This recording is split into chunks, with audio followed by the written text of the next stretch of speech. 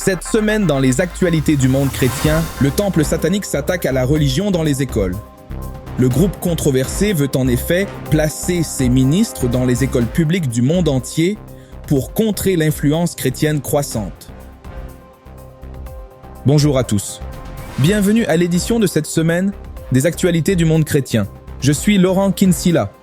Et ce soir, il s'agit d'un groupe inattendu mais puissant qui affirme se battre pour protéger la séparation de l'Église et de l'État. Le temple satanique lutte contre de nombreux mouvements conservateurs en se battant pour ce qu'ils disent être les droits religieux de leurs membres. Un problème sur lequel nous les avons vus gagner du terrain est l'avortement. Ils ont poursuivi des États pour y avoir accès, lançant même ce qu'ils appellent le premier réseau de cliniques d'avortement religieux. Maintenant, le temple satanique s'attaque à la religion dans les écoles, en utilisant de nouvelles lois dans plusieurs États pour essayer de faire entrer des ministres satanistes dans les salles de classe. De notre envoyé aux États-Unis, Jackie Dominique. Ce soir, le temple satanique veut placer ses propres ministres dans les écoles publiques en Floride et en Oklahoma. C'est un mouvement d'opposition aux législateurs conservateurs de ces États qui ont voté pour permettre aux aumôniers religieux de servir dans les écoles, essentiellement en tant que conseillers. Les aumôniers ont un rôle très spécifique. 13 autres États ont proposé des projets de loi similaires cette année. Le groupe au nom démoniaque utilise ce débat pour repousser certains idéaux chrétiens et leur chevauchement croissant sur la vie publique. S'ils adoptent ces projets de loi, ils devront composer avec des ministres de Satan agissant comme aumôniers dans leur district scolaire. Lucian Greaves, qui utilise un pseudonyme pour se protéger contre les menaces, est l'un des cofondateurs du temple satanique.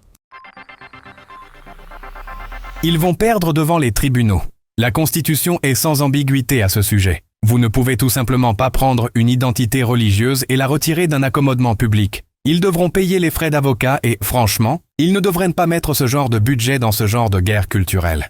Le temple adore Satan, mais se décrit plutôt comme non-théiste et est devenu connu pour s'insérer dans diverses guerres culturelles en opposition aux idéaux chrétiens hardcore. Ce qui les préoccupe, c'est la façon dont le christianisme est privilégié dans la société américaine et a des droits que d'autres groupes religieux minoritaires n'ont pas. Ils se considèrent donc comme des défenseurs de la liberté religieuse et des droits des minorités religieuses. Selon son site web, le temple considère Satan comme un symbole de la rébellion éternelle contre l'autorité arbitraire et croit en la raison, l'empathie et la poursuite de la connaissance.